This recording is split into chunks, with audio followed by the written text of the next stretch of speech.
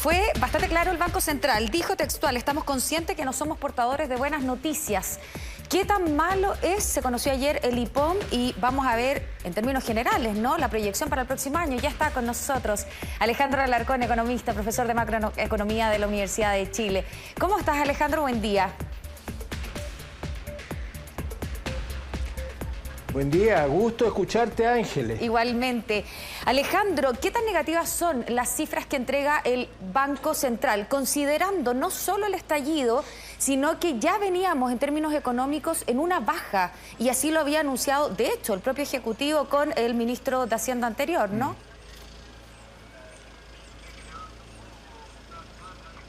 Bueno, el informe es muy malo, hay que decirlo. Eso me lo enseñó mi abuelita, que ver la realidad era lo mejor que había en la vida.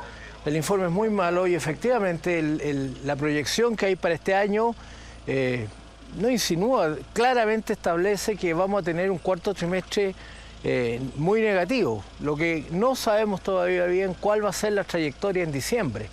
Ya sabemos la de octubre y la profesión ya sabe que en noviembre también va a haber una caída del IMASEC más o menos importante.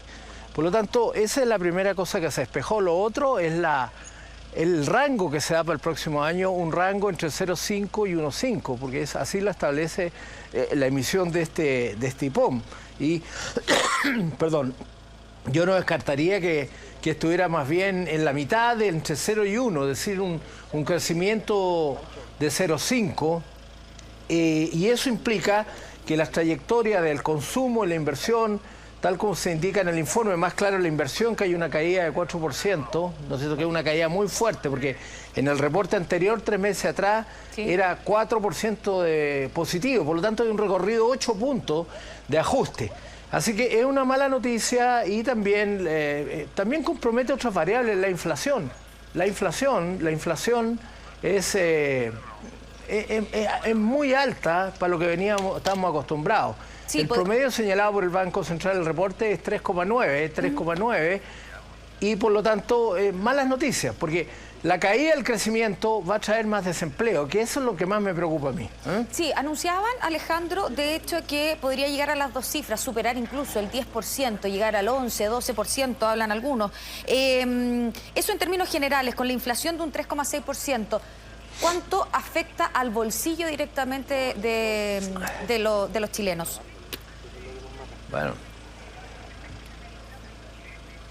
Bueno, exactamente, eso es lo más delicado, porque esto va a afectar, en primer lugar, el desempleo, equivalente a un impuesto del 100%, porque el ingreso disponible sea cero, es un impuesto 100% a los trabajadores, que son los que viven del empleo, no viven de renta, no viven de ahorros, viven de su trabajo.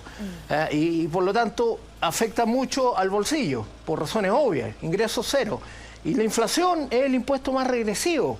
O sea, no hay ningún impuesto que sea más regresivo, más injusto, y afecta fundamentalmente a la gente que vive de su ingreso y de su trabajo. Así que esas dos noticias son muy malas, y por eso que el presidente del Banco Central dijo que podíamos retroceder 27 años en términos de la distribución del ingreso. Porque si la inflación llegase a 6% y el desempleo se mantuviera en 10% o más, habríamos retrocedido 27 años. Yo creo que son muy malas noticias para los trabajadores. Sí, en esa misma línea el Ejecutivo ha estado enfocado fundamentalmente en las pymes, en generar empleo, en potenciar a la pequeña y mediana empresa y a la micro también, ¿no?, a la microempresa.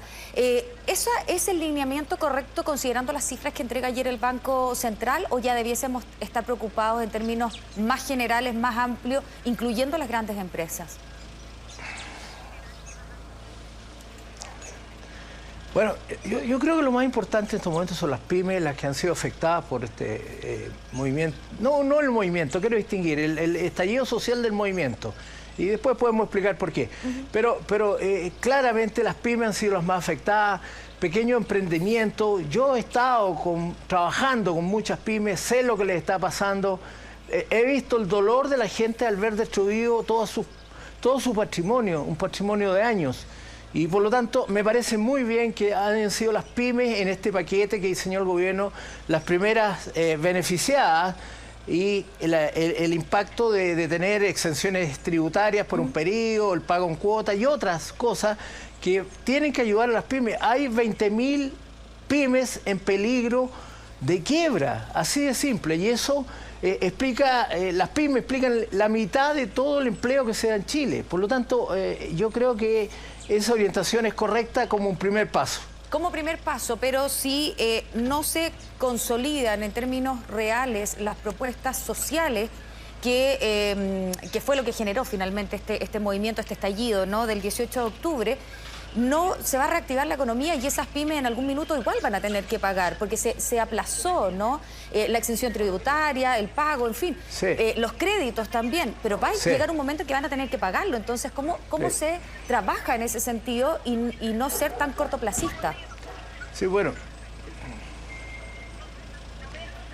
eso va a haber que ir monitoreándolo, ¿no es cierto?, para ir apreciando el grado de impacto que tienen en más meses. Acá esto es una respuesta inmediata. Lo que yo me gustaría, a propósito de lo que dice, distinguir lo que ha sido la violencia de un legítimo movimiento social. Absolutamente. Yo creo que aquí había un impacto enorme sobre el agregado macroeconómico, sobre el agregado económico, ¿no es cierto?, de esta caída, esta desaceleración económica. Y eso viene de inestabilidad política, eso por la violencia. Yo no conozco países en el mundo desarrollados donde hay protestas, hemos visto en otras partes del mundo también protestas, pero aquí lo grave es la violencia, y la violencia es lo que ha llevado a que el dólar se disparara, que también afecta a la gente. Esto ha llevado a que el riesgo país empiece a subir, lo que afecta a las tasas de interés, que ese ha sido uno de los impactos muy positivos en los últimos años, bajas tasas de interés que permiten financiar los sueños de muchos chilenos de clase media. Por lo tanto, yo diría que hay que monitorear día a día esto. Yo creo que el ministro de Hacienda está haciendo un excelente trabajo y esperamos la respuesta política para que las urgencias, hemos visto el proyecto de pensiones avanzando, tenemos que tener soluciones para el tema de la salud. Hay una serie de áreas, una serie de bienes públicos y que sobre todo necesitan ser financiados. Si no hay financiamiento, todo lo que se diga no sirve. Alejandro, está bajando el dólar, hubo una intervención del Ministerio de Hacienda, también del Banco Central en su minuto, y ha permitido que nos mantengamos al menos y estemos bajando varios puntos bajo los 800 pesos. En esa misma línea, ¿cómo se viene para los próximos meses y qué tan sostenible es en el tiempo, pensando en las exportaciones y también en las importaciones?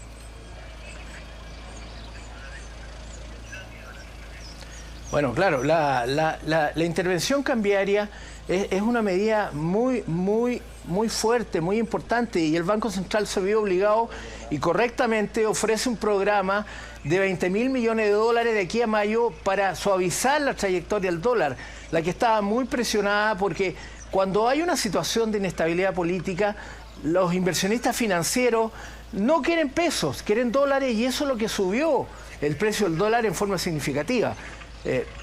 Afortunadamente esta semana ya vimos las señales que este pulso con el mercado que tenía el Banco Central lo está ganando el Banco Central, lo que es muy buena noticia, porque bajó la barrera de los 800 pesos por dólar. Yo creo que habían expectativas de llegar a 7.90, 7.95, pero ayer bajó a 7.83. Sí. Entonces esa es una muy buena señal, es una señal de estabilización. Las variables financieras son las que reaccionan más rápido a este tipo de eventos. Y por eso el tipo de cambio salta. Así que vamos a tener optimismo de que esto va a poder seguir morigerándose y que la economía, ya no el próximo año, porque el próximo año yo creo que vamos a crecer muy poquito, lo que establece un desafío para el ministro de Hacienda, porque creciendo poco vamos a tener poca recaudación y tenemos unas demandas de un gasto social muy alto, ya sabemos que va a crecer cerca del 10%. Sí. Entonces ahí vienen otros desafíos que tienen que ver con el manejo de la deuda pública y esperemos lo mejor. Pero lo más importante, que tiene que parar la violencia. Alejandro, en el mes de octubre, solo en el mes de octubre, hay estudios que indican que bajó la venta de departamentos en un 17... Ventas, propiedades, no solo departamentos, sino también de casas y todo. Y son los departamentos chiquititos, esos que utilizaba la gente como inversión, los que más baja han tenido. Incluso se habla de un 17%. Solo en el mes de octubre, falta noviembre, que estuvo en términos económicos muerto, ¿no?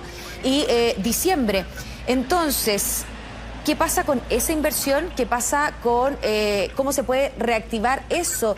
La construcción, la venta de propiedades que venía en claro ascenso durante los últimos años, hace ya varios años. Bueno, lo principal son las expectativas. Estos fenómenos y sobre todo la inestabilidad y lo que ve la gente causa mucho susto. Por lo tanto, los consumidores tienden a consumir menos por susto. Y ciertamente las empresas también y los inversionistas que están en proyectos inmobiliarios. Entonces, el primer paso es estabilizar el país, mostrarle a la gente que podemos estar de vuelta con todos los cambios que sean necesarios, ¿no es cierto? Y sin violencia, establecer una agenda de recuperación. Todavía el país tiene espalda. El Banco Central puso 20.000 millones de dólares para estabilizar el dólar, que es muy importante, medida que yo apoyo. Hay otros esfuerzos que se pueden hacer y sobre todo que la gente perciba que el Parlamento, los políticos, están sintonizados para poder rápidamente solucionar con las leyes que sean necesarias para avanzar. Y segundo, que la conducción y el liderazgo que estaba mostrando el ministro de Hacienda continúe. ¿Qué pasa con los inversionistas extranjeros? Hay algunas voces que dicen que se han retirado capitales y todo eso. ¿Pasa solo como rumor o es parte de la realidad que se está viviendo? No, es parte de la realidad. En cualquier país, cuando se ve que hay fuego, que hay inestabilidad, que hay desorden, los inversionistas sacan la plata en los países. Eso es así porque los grandes fondos de inversión, que son los que invierten en los países, están compuestos por millones de integrantes, de mutualistas, y por lo tanto la gente agarra el teléfono y le da órdenes, por ejemplo en Wall Street, de sacar la plata de Chile. Yo calculo que han sido miles de millones de dólares los que han salido a esta altura, y lo sé porque la respuesta del Banco Central fue morrocotuda. Son 20.000 millones de dólares lo que el Banco Central ha comprometido para suavizar la trayectoria del dólar, ¿no es cierto? Es nada menos que la mitad de las reservas que tiene el Banco Central. Por lo tanto, esto es una cuestión seria, hay que detenerla. No solo hay que detenerla porque la devaluación impacta la inflación, sino también porque es el financiamiento que necesitamos para volver a tener más inversión, volver a tener más crecimiento. Alejandro, se nos acaba el tiempo, pero no podemos dejar de preguntarte qué consejo para las personas en la casa, en el día a día, con respecto al empleo, pero también con respecto al ahorro. ¿Es recomendable guardar, ahorro en el banco, lo dejo en la casa? ¿Qué hago? Bueno, yo creo que la gente en primer lugar tiene que recuperar la calma. Y yo espero que las autoridades sean capaces de dar señales en ese sentido. Y aquí no solo responsabilizo a la moneda, también responsabilizo al Parlamento. No puede haber ninguna duda para los consumidores, para las empresas, que vamos a estabilizar el país y que todos juntos vamos a trabajar. Las decisiones personales, es difícil dar un consejo, pero claramente la prudencia en estos momentos es la que manda respecto a todo tipo de gastos que se quieran hacer. Alejandro, 1.000.000 de gracias por conversar con nosotros.